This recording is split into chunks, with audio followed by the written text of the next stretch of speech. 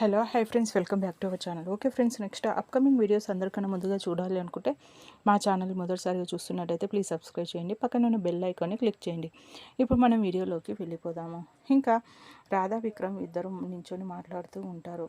ఇంకా విక్రము రాధ వైపు చూస్తాడు. రాధ వైపు చూసేసరికి రాధ మెడ మీద ఒక చిన్న పుట్టుమచ్చ కనిపిస్తూ ఉంటుంది. ఇంకా ఒక్కసారిగా విక్రమ్కి చిట్టి మెడ మీద కూడా చిన్న పుట్టుమచ్చ ఉండడం చూసి ఉంటాడు. దాంతో ఇంకా రాధ వైపు మెడవైపు అలాగే చూస్తూ ఉంటాడు. రాధ ఒక్కసారిగా విక్రమ్ వైపు తిరుగుతుంది. ఏంటి విక్రమ్ సార్ అలా చూస్తున్నారేంటి అంటే, ఏమీ లేదు అనేసి ఇంకా ఆలోచనలో పడిపోతాడు.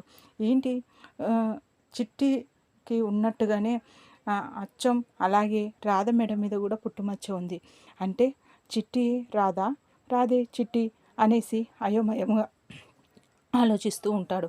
అయినా చిట్టి రాధ అయితే సీనయ్య కూతురు కదా, అలా ఉండకపోవచ్చులే, అలా పుట్టుమచ్చరు అందరికీ ఉండొచ్చు అనేసి ఆలోచిస్తాడు. కానీ సేమ్ ప్లేస్లో సేమ్గా ఉండడం అంటే అది ఏదో విచిత్రంగా అనిపిస్తుంది.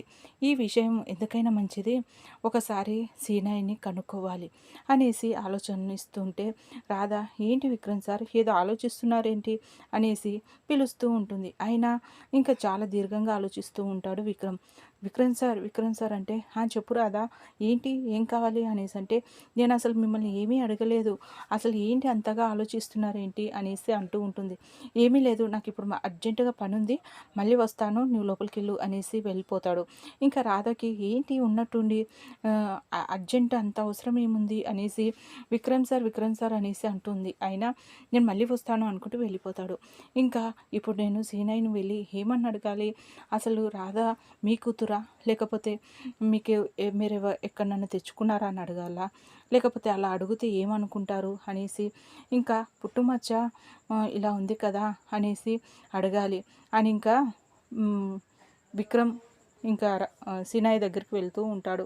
ఇంకా మళ్ళీ చిట్టి రాధే చిట్టి అని మళ్ళీ సీనయ్య విక్రమ్కి నిజం చెప్తాడా లేదా అనేది నెక్స్ట్ వీడియోలో చూద్దాం ఫ్రెండ్స్. మా ఛానల్ మొదటిసారిగా చూస్తున్నట్టయితే ప్లీజ్ సబ్స్క్రైబ్ చేయండి. పక్కనే ఉన్న బెల్ ఐకాన్ని క్లిక్ చేయండి. ఇలాంటి వీడియోస్ అందరికన్నా ముందుగా చూడగలుగుతారు. Thank you.